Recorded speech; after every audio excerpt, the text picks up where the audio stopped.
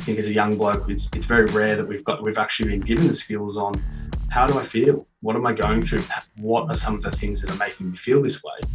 And I certainly didn't know how to understand it, but I didn't know how to articulate it either. That's Jack Jones, Program Director at the Banksia Project, a free men's mental health service built on training up everyday blokes to help men in their local communities. Sport was that outlet to I guess, avoid the challenges rather than face them.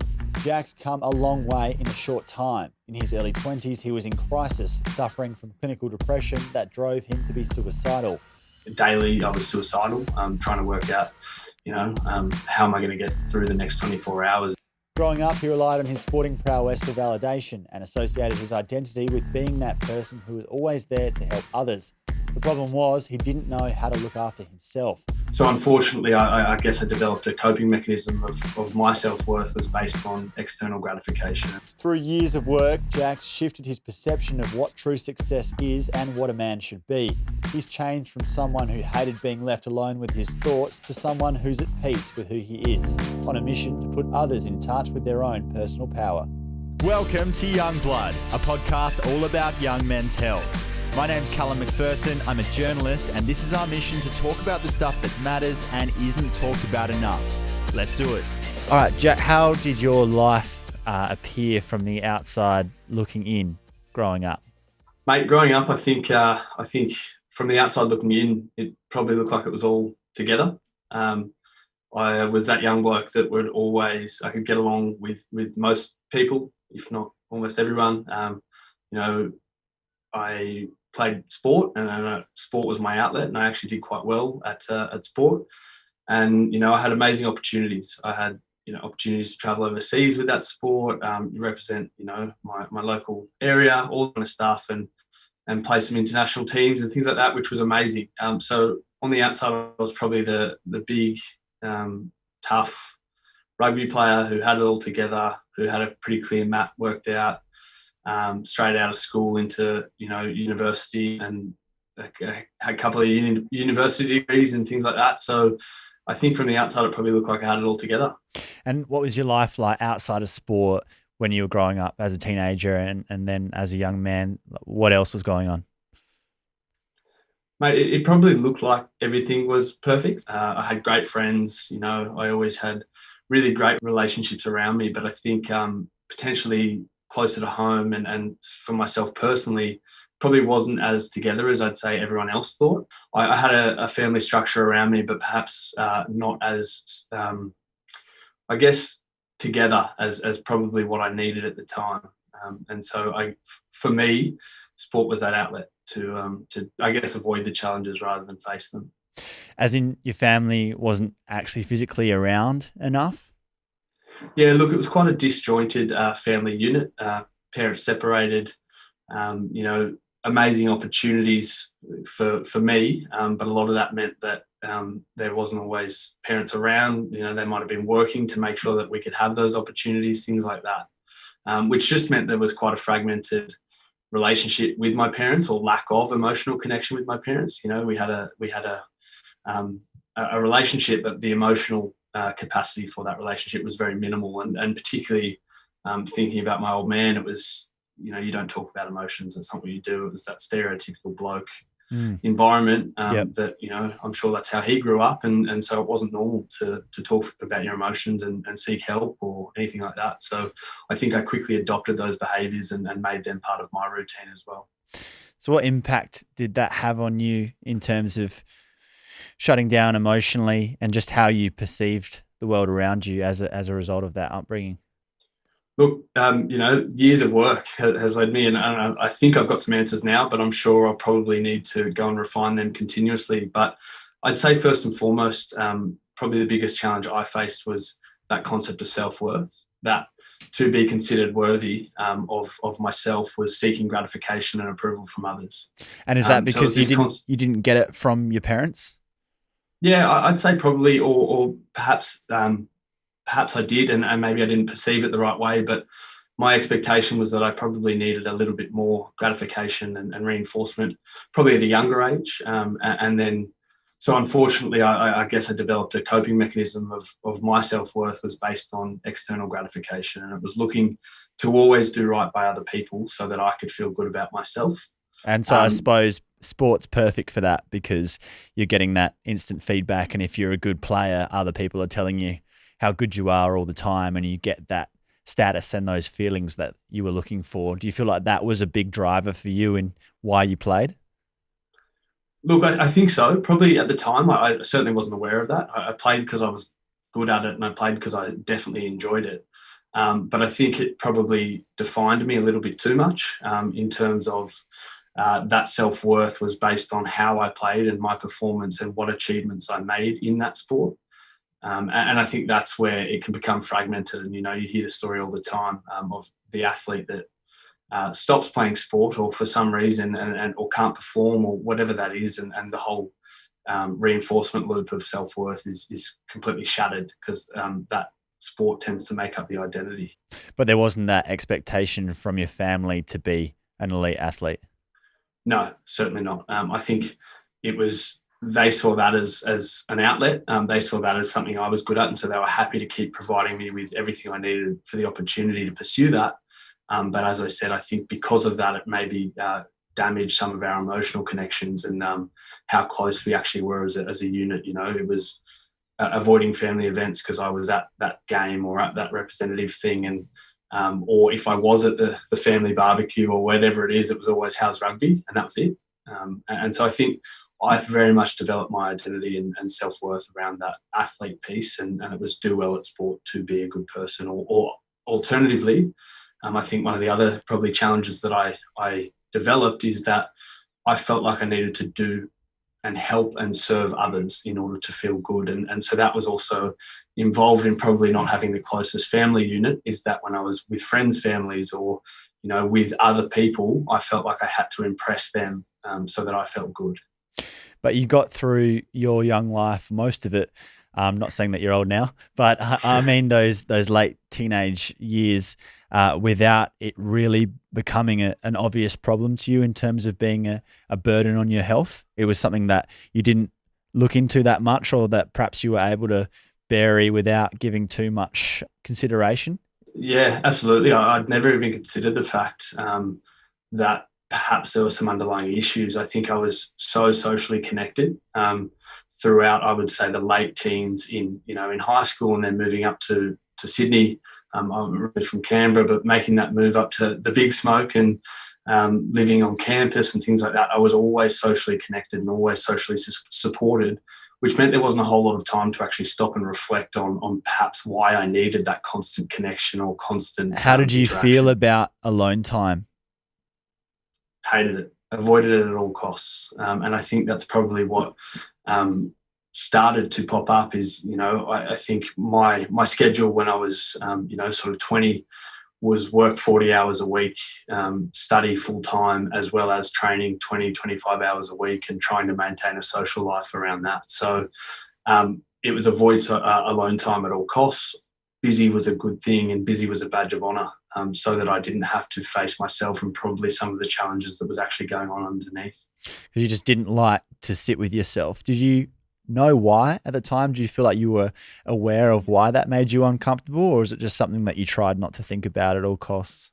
I didn't know why, certainly not. But I think as well, I felt that if I wasn't achieving, if I wasn't, working, making that income, or if I wasn't supporting myself, or if I wasn't training on a Sunday, even if I'd played rugby the day before, I wasn't worthy. I always felt like I had to prove myself, and there was more to be proved. And if I didn't tick those boxes, then I wasn't worthy of my own company, let alone anyone else's. So for me, it was always this constant feeling of I guess, shame or guilt, and going, I need to prove myself and prove myself and to other people as well. How's your definition of success changed from then to now? Look, it's changed massively. I always use the example. I remember sitting at the graduation of my master's degree when I was 23, I think, and looking at the guys or the students that were getting their PhD. And for me, all I could think about was that's what's next. That's what I have to go and do. It wasn't sit there and appreciate all the hard work that I'd already put in to get to that point, there's more to be done. And for me, that was success. It was one, it was achieving those things, but two, it was probably the reinforcement and the approval that I received when I was doing those things. It was people telling me, wow, you're only sort of 22, 23 and you're completing a master's degree, or, you're trying to pursue elite sport, all those sorts of things. And for me, that was success.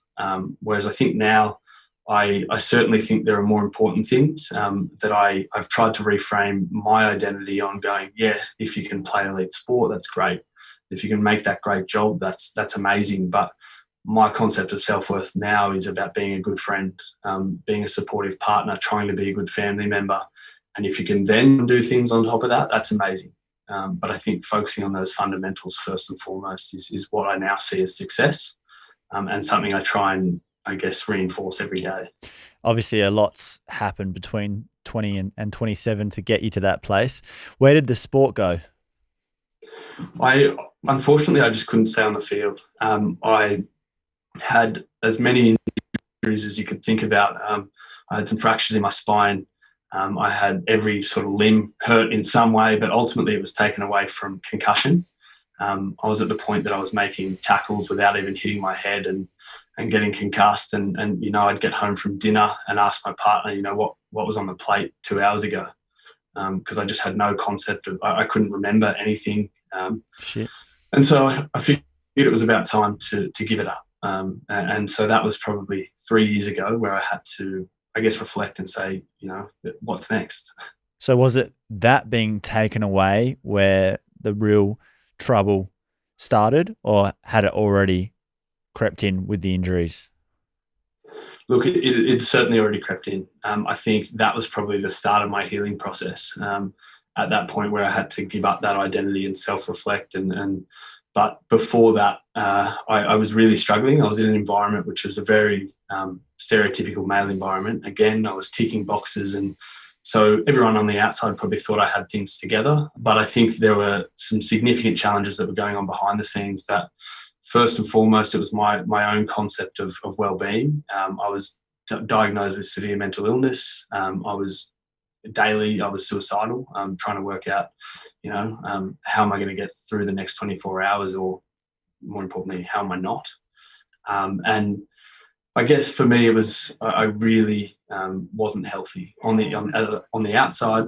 Definitely probably looked it, definitely sounded it, and I was really good at putting on that mask and telling other people what they wanted to hear, or most importantly, flipping the script. And if someone started to pry about my well-being, I'd focus on how they are, and focus on them and talk about them. And it meant I could completely avoid the conversation. But I think I felt extremely lonely and extremely disconnected from society. And that was something I really struggled with. And I think that was probably one of the fundamental principles of my mental illness, was that loneliness and disconnection. It sounds like you're a master of having that mask on, though. Absolutely. I got really good at saying, yeah, mate, I'm good. How are you? I think we've all seen it. If someone asks how you are and you've got all these things running through your head that are challenging, but you say, yeah, all good. And the thing I struggled with is, first, I didn't know how to articulate what I was going through. I think as a young bloke, it's very rare that we've actually been given the skills on, how do I feel? What am I going through? What are some of the things that are making me feel this way? And I certainly didn't know how to understand it, but I didn't know how to articulate it either. So if I did work it out, I then wanted to talk about it and try and share and connect with other blokes around me to say, this is what I was going through. And I had no idea how to articulate it. And then I think the next step of that was when I finally mustered up the courage to tell someone that I needed some help and that I'd been diagnosed, etc. My best mate, the most caring bloke you could ever think of, had no idea how to respond, because he doesn't have the skills to manage that conversation safely either. Yeah. And how common is that? I suppose that's why we do what we do, and we're trying to be part of more blokes hearing these conversations and learning how to have them, because it's by no means a rare story, and can be equally as difficult for the friend or the support network to know how to respond as it is for the person who's gotten to that place where they have enough courage to bring it up. And it's not something that has traditionally been taught in schools, or that you can really pick up unless you go through it. And obviously very tricky to navigate. When did you start start to become, when did you start to become depressed then, before you got to the state where you were suicidal? I guess I was probably about 22, 23. And as I said, I felt very disconnected from the people around me. I think I probably knew that the wheels were starting to fall off. There was no way I could maintain the schedule that I had, working full time, training full time, studying full time. It was just at some point the candle was going to burn out. For me, it was never the depression of can't get out of bed for the day. It was, I think it was do more things, put more things in my schedule, and probably underperforming all of them, because it was better and easier than me having to sit there and actually face what I was going through, as I said. So for me, it was probably that early age, 22, 23 of first receiving that diagnosis, being medicated for mental illness, but also trying to understand what the hell was going on inside my head. And what was that voice in your head through that time? What was your self-talk like, and what sort of things did it say? Look, it was extremely negative, pessimistic. It was, you're not worthy. It was, you're not worthy of one, what you're living, and what you have around you, but you're not worthy of anyone's time or energy. It was definitely a sense of imposter syndrome. I think we've all heard about it. It was, you're faking it. You don't deserve all this stuff, and you haven't earned it. And then it was really about, do you really want to be here? Is it easier for you if you're not here? Is it easier for everyone else around you if you're not here? And then it was about how we execute that and how we go through with that plan. So it certainly wasn't healthy. What was it like living with that in your head? Did it feel like it was actually you, or was it like sort of having a passenger with you that was always there bringing you down?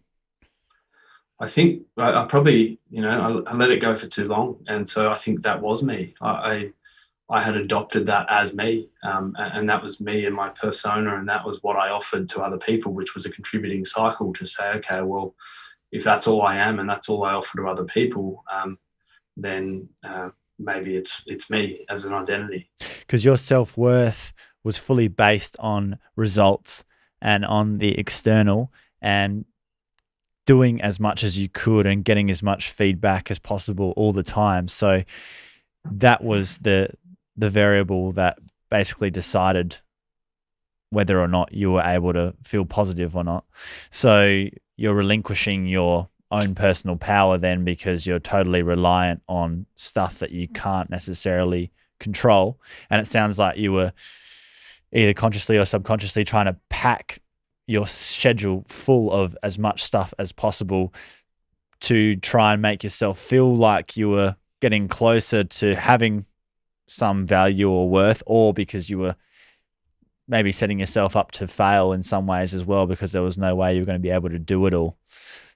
How did you sort of perceive everything at that time? I think I certainly thought that filling my schedule, that was an opportunity to do more for other people.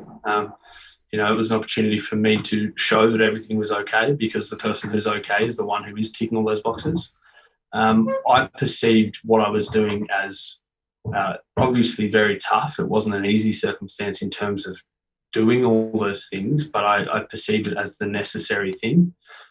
It's something I still work on today, is going, it's about a long process. It's not what we can do right now. It's about investing in the future, etc. And so that was something that I felt I had to do everything all at once. And if I hadn't done any of those things, then I was not worthy, and I was not achieving. And obviously helping people isn't a bad thing. It's a great thing to want to stand up for others and be there for them, and make that the focus of your attention. But were you doing that solely sort of so you didn't have to focus on yourself as sort of a distraction a lot of the time from the issues you actually had going on? I think it was probably just what I always knew. It was what I'd always done, and that kept me healthy for so long. That was a coping mechanism. My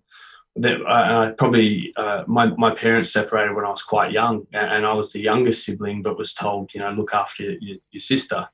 I've had my parents say to me since that it was that day that I put the wall up, and it was that day that I stopped expressing my own emotions, and it was all about helping others.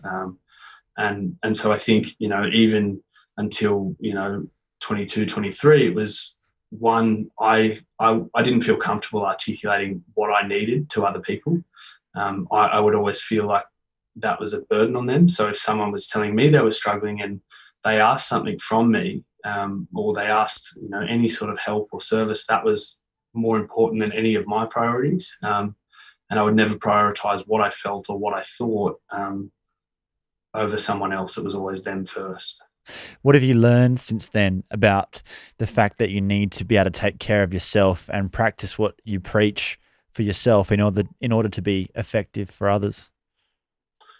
There's nothing more important for me. I think that there's a few things that obviously I'm still in the game of helping people, and I do thoroughly enjoy it. But one of the things I've had to define is that my self-worth isn't based on that. I'm very good at helping people, and I actually do thoroughly enjoy it. But I'm a good person before that. I'm a good individual, and I need to keep my own health and well-being, whether that's physical fitness, whether it's balance. Whether it's sort of connection and social connection, not just work connection, a whole range of things. And the more effectively I do that for myself and for my immediate circle, I think of my partner and a few others, if I look after them, I'll be healthier and happier, and they'll look after me obviously as well. And then we can all make a greater impact in the community. When you were at rock bottom, who knew about it? To be honest, it was the people that I had gotten drunk with, because that was the only, when that occurred, and it wasn't like I was always drinking or anything like that. I certainly didn't have a substance problem, but that was the only time my guard would come down because I couldn't control the emotions. So there was a couple of friends around me who had experienced, me breaking down. There was a couple of significant, partners or things like that experienced it. But again, for those that did experience it, my number one priority was that they never said a word to anyone else. And that was a very selfish thing to do at the time. How did they respond? Absolutely no issue at all.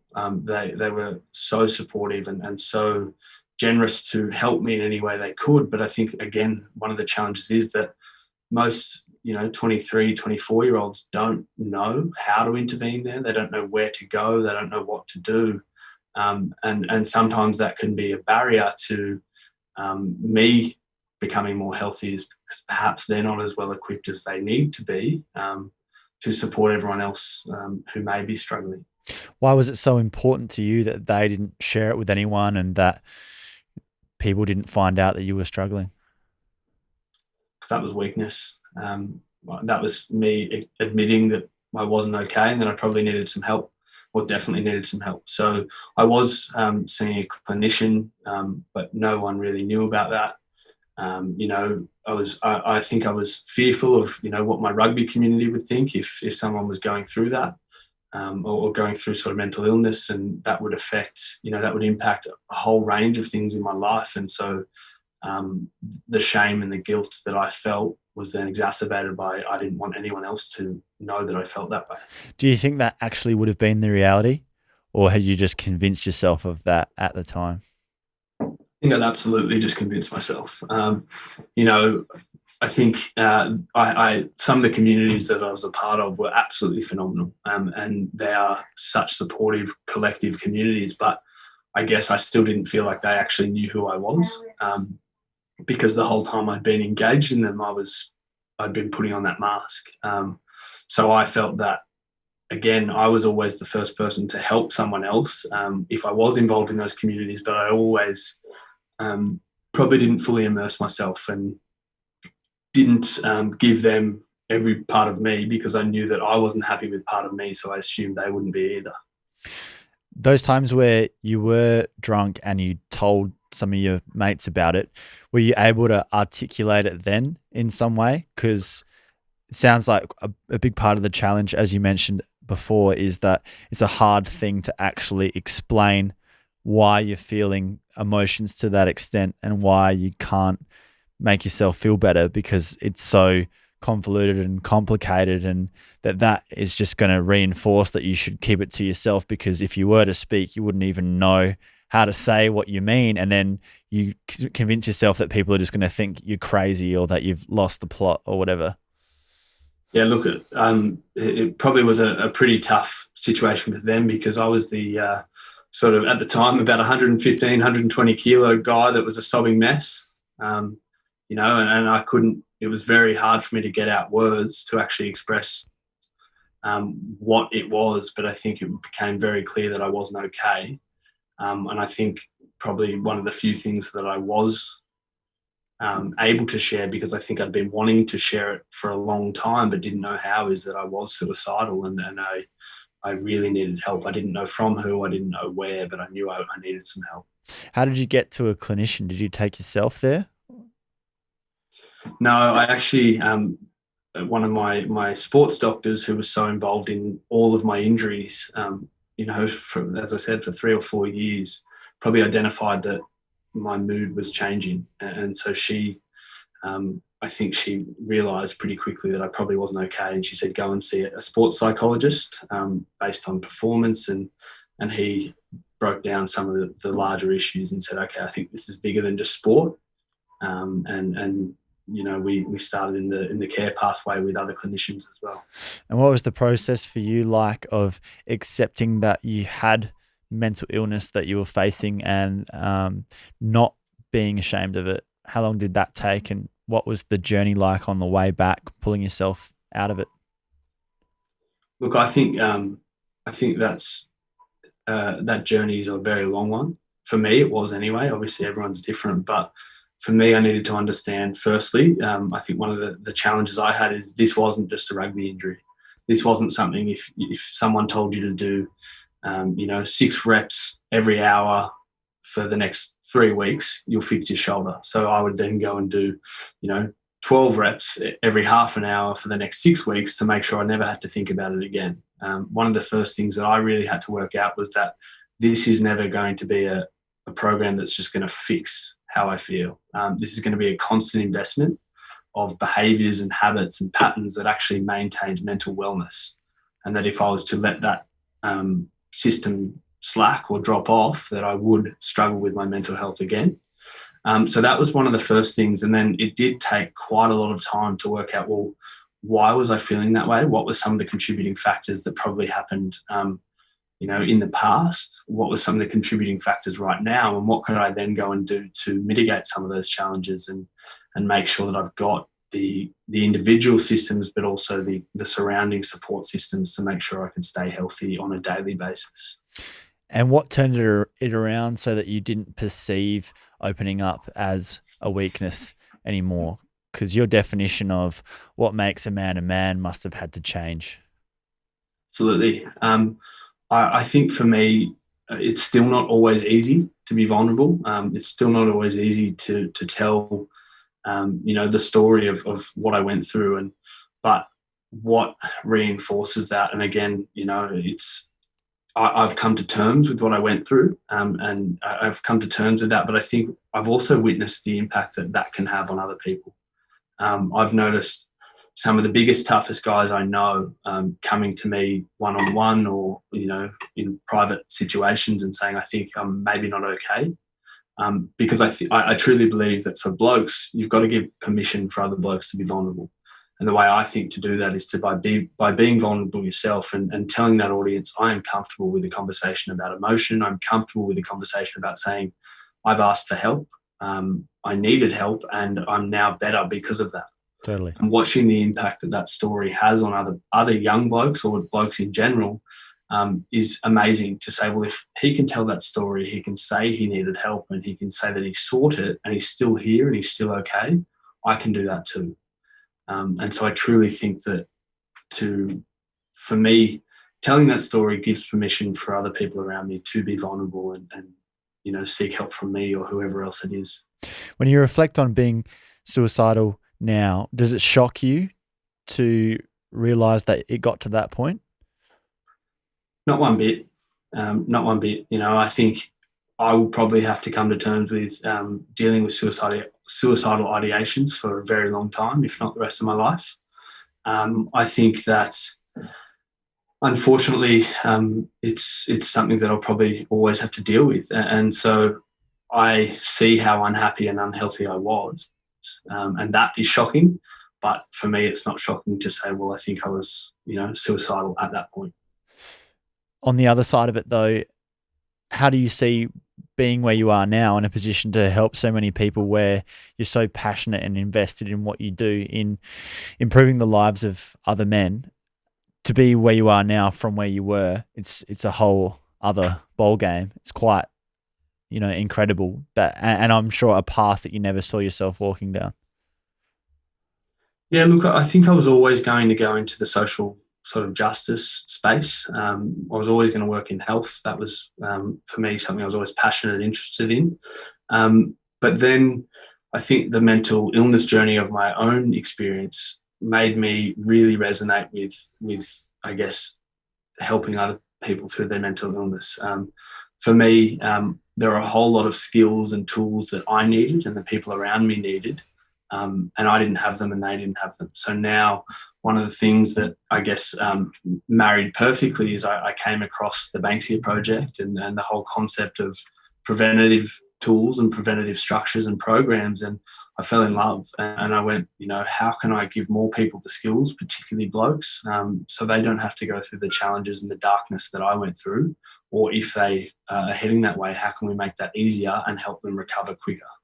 How does the Banksia Project work? Look, it's an amazing organisation that I'm so passionate about. I think one of the things that I really like to emphasise is I'm not the founder, which I think takes some of the bias out of it. I'm a community member who fell in love with this concept, and I'm so passionate to now spread this to as many people as possible. We're all about preventative and early intervention programs. So giving blokes the skills they need before crisis rather than waiting for crisis to occur and picking up the pieces. We do it in a peer setting. It's, if I'm working with a community group, say it's in rural New South Wales where we have programs. If I was to go and run programs out in rural New South Wales, they're going to say, well, who the hell are you? You live in Maroubra Beach, you have no idea you don't get what it. we're going through. Exactly.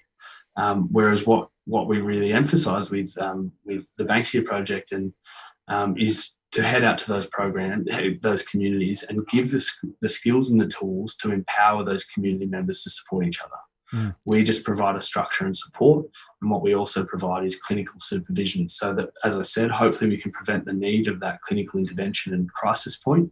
But if someone is probably more acute than they may be thought, we like to provide a really clear triage and actually be the catalyst for them seeking qualified support. So it's really that teach a man to fish scenario. Absolutely. And I'm a terrible fisherman, but if I can help them with their mental health, then I've done my job. And what is the power of community in all this, in trying to improve the mental health situation and empower men? How pivotal is community to that, and why is that? Look, I think community and connection is absolutely fundamental in making sure everyone is healthier and happier. I use the example of a lot that for whatever reason, it's a different conversation, one that I don't need to have, but Australian men are in a box, and being in that box is causing us to harm ourselves and to harm people around us.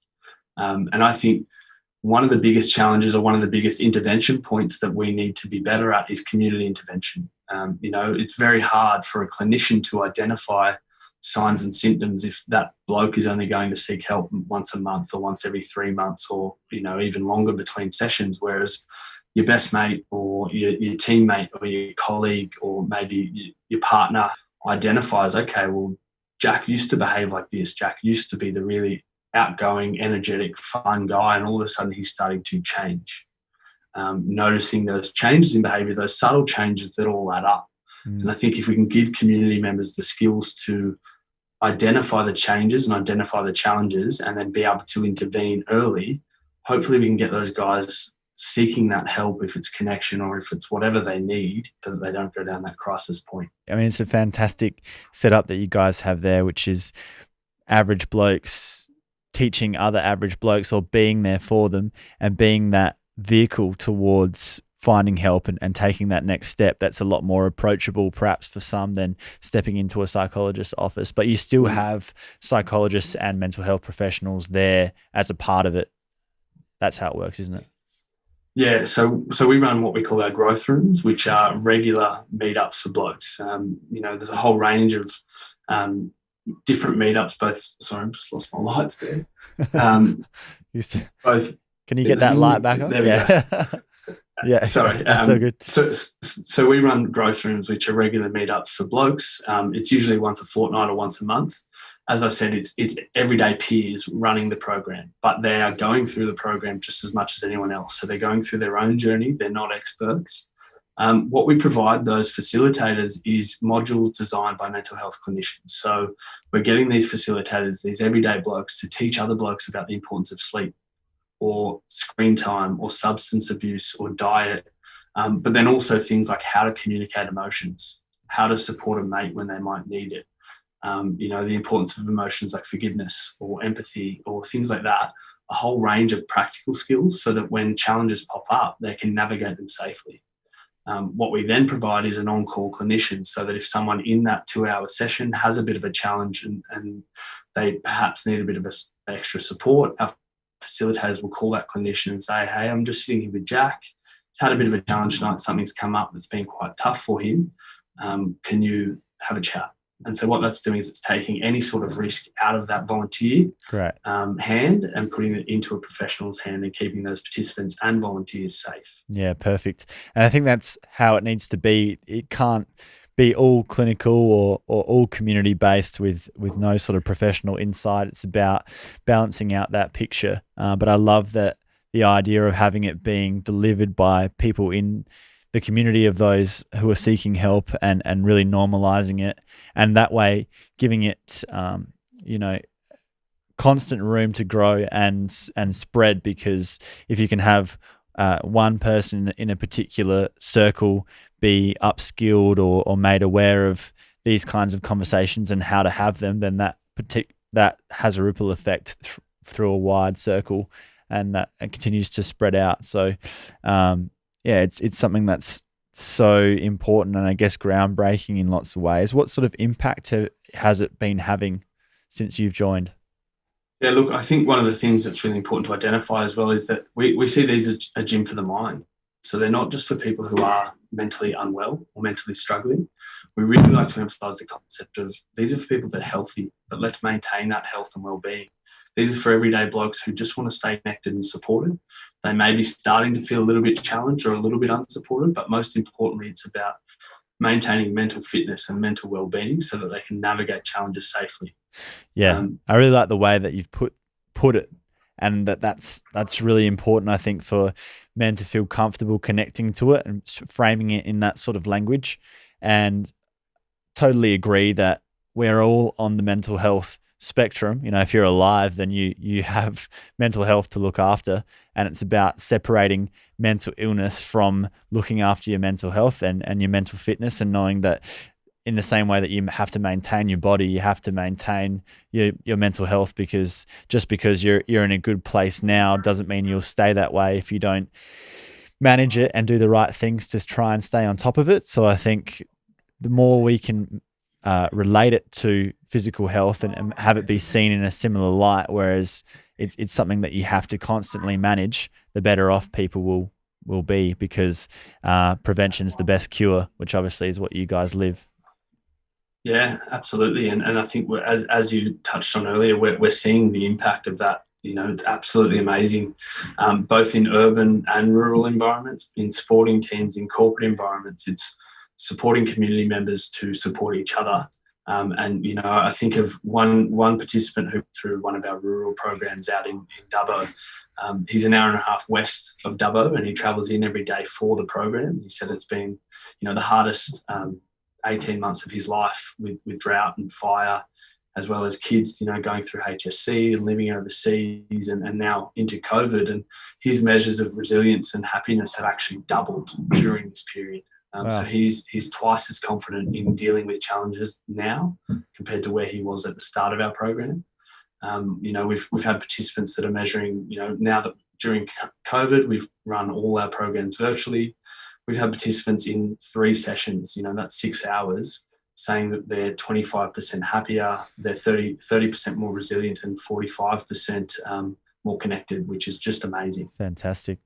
What has it taught you about men's mental health overall, and what men have in common, and what's particularly needed to improve the state of men's mental health that we have in Australia? I think my biggest learning around men's mental health is that men have just as much emotion as women. I think a lot of the time men get put into this pigeonhole of, we don't experience emotion, or it's not okay for us to express that. And I really enjoy challenging that stereotype now and saying, look, if you're a bloke, it doesn't matter where you're from, it doesn't matter what you look like or what you do for work. If you've got emotion, you need to find a space to express that.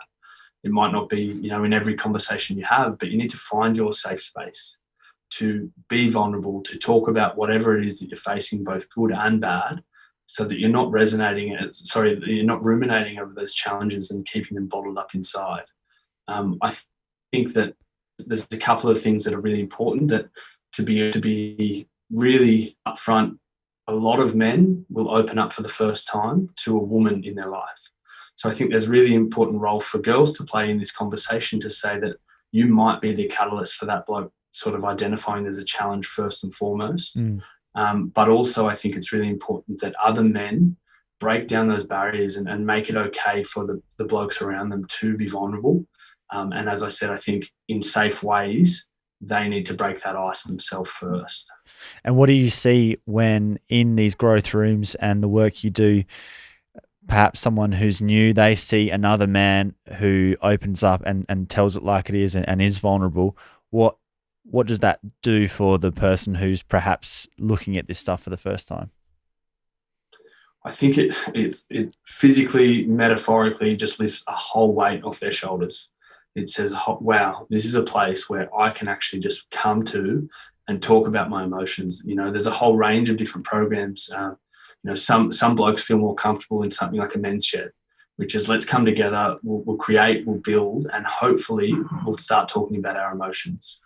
I would say our growth room is almost the next step from that, and it's saying we're coming together to purely talk about our well-being and our emotions and our mental health, and that's the purpose of our meetup. And that's not always easy. And, we've had guys drive to our program, sit out the front in their car and go, is this for me? Do I need to do this? I don't know if I can walk into this room. They've done it, and then now they've been participants. I'm thinking of one individual participant for 18 months. He's now a facilitator, and he's starting to work out how he can get more involved in other capacities with the Banksia Project. So I have no doubt, for anyone listening, you're probably going to go, I couldn't think of anything worse.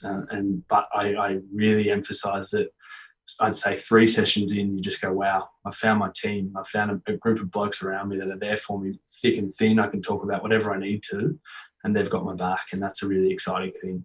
And I guarantee so many of the benefits that you would get from seeing a psychologist, but you don't have to do it alone, and you don't have to do it in as formal a setting and go through a lot of those things which really hold people back and make people feel uncomfortable. So it's such an important stepping stone onto that if it's needed, and just a fantastic way of making this conversation normalized and more approachable, and obviously relevant through all these different sort of communities. And I think teaching communities how to do it for themselves is genius, and is a way of doing it where it's going to last, because it doesn't depend on you guys constantly having to visit, or like there's only a few people in the country who know how to teach people to do these sorts of things. Anyone can do it if they're made aware of the things that they need to be looking out for.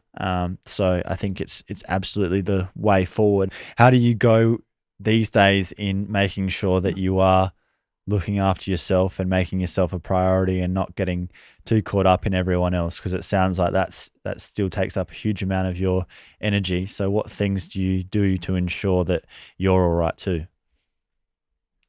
Look, I think, there's a whole range of things. I think one of the first realizations I had to make is I'm not responsible for solving other people's problems, but also that my mental health isn't based on what they think of me. My sense of wellness and sense of individualism and who I am isn't based on what other people think of me. I love doing that, and I get a huge buzz out of helping other people, but I need to know that I'm still me and a really good person in myself without that gratification.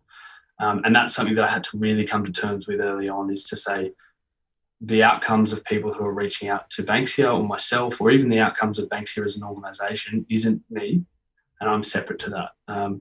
The other things I really try and do is obviously focus on physical health, and I love staying fit and active. Obviously, being a little bit different during COVID, but I do enjoy staying connected in a community in that sense as well. So I work with a lot of different community groups. I sort of work in I train in Brazilian Jiu-Jitsu in Bondi Junction. I'm involved with Lululemon in Bondi Beach. I train coach a women's rugby team, a whole range of things to try and stay connected into community. But also for me, it's about letting the people in my circle, and it doesn't matter how many there are, but letting them know some of the things that challenge me, some of the behaviours that start popping up when I feel challenged, and most importantly, what I like to do to make myself feel better. Because what I always emphasise to other people is when you're having one of those days that absolutely sucks and you feel like everything's just hitting you head on, sometimes the last thing you feel like doing is going to take that behaviour and go, I'm going to go and do this because I know it's good for me and it'll release the endorphins or whatever else. Yeah, but it's just too much. If my partner, but if my partner, Catherine, can say, look, you're behaving like this, which for me, I know that's one of your triggers. Let's get you outside. Let's go get a coffee down at the beach and go for a walk. Yeah. And, start triggering my health and my self-care, that she's involved in that self-care loop. Yeah, so it's let other people in, make them aware of what you're really like and how you act when perhaps things aren't great, and the ways of pulling yourself out of that, and make it a team effort and do the same for them, because it's only when we keep stuff totally to ourselves and others actually have no way of knowing what's really going on that we find ourselves in real trouble. Absolutely. And one of the things that I also do, and I teach a lot of the guys that go through our programs, is one, identify your own self-care loop, go and be proactive, knowing all those things that we just spoke about, but most importantly, who can be a part of your care system, but also be really explicit with what you need. I think back to that conversation that I had with my best mate, who I told that I had mental illness, and he's probably just gone, wow, I have no idea what to do. Do I get closer? Do I ask more questions? Do I push it, or do I give him space and not push it and talk about anything but the elephant in the room of his mental illness? And so I think there's a whole range of people that probably do that when mental health challenges pop up and these conversations pop up. And so one of the things that I try and do, as well as get others to do, is be really explicit and say to that mate who may have no idea how to help, just say, all I need from you is just text me once a week, say, how are you going? And then he goes, well, shit, I've got no idea what to do, but all I need to do is text him once a week, and that's my job. And so that's one thing I've had to learn, be explicit with what I need so that people know how to support me. And I try and articulate that to get other people to do that too. That's great advice. How do you view life now? Look, I think I've probably got more of a sense of reality. I think challenge is inevitable. That's something I probably used to run from, and I'd say, no, challenges probably aren't meant to be a thing. And, the fact that I'm going through challenges is unique to me. Whereas I think one of the things now that I've learned to appreciate is they're inevitable. But being able to navigate them safely, I think, is a fundamental. But I also think one of the things that I'm really, really focused on now is the little things. The outcome is an amazing byproduct, but it's about the journey, about the individual relationships and conversations and, interactions that we have every day, and they contribute to a bigger picture. And that's something that I really try and focus on. Yeah, and what you really need, you've already got. Yeah, absolutely. Absolutely. And that's another thing that I've actually started during COVID, is a daily gratitude practice. And if you had have told me, 8 or 9 years ago that I was going to start doing a daily gratitude practice, I probably would have just laughed in your face. But, I'm really enjoying just spending some time going, well, what's happening that's really good at the moment? Because I think we get really good at identifying all the challenges, and I've found that gratitude practice to be really helpful. Well, the bad sticks out and the good takes work to recognise and appreciate, but that's work well worth doing. Yeah, absolutely. Yeah, I just want to say thanks for everything that you do in this space. And it's stunning to hear your story and see the man that you are now. And I just want to acknowledge you for what you do and say respect and keep going. Thank you very much. I really appreciate that. And, you know, I'm very proud and I'm the lucky one. If you're a fan of the work we're doing or have a suggestion for the show, please rate us on Apple Podcasts and leave a comment. You can follow Youngblood Men's Health Matters on Facebook, Instagram and YouTube, and visit our website youngbloodmedia.com.au to stay up to date. And most importantly, if this conversation resonated with you, share it with someone you love and start a conversation of your own. A huge thank you to our local business supporters who've joined our mission to change the lives of young men for the better and help make this possible. We're all in it together. This is Youngblood. Thanks for being part of the mission. Catch you next time.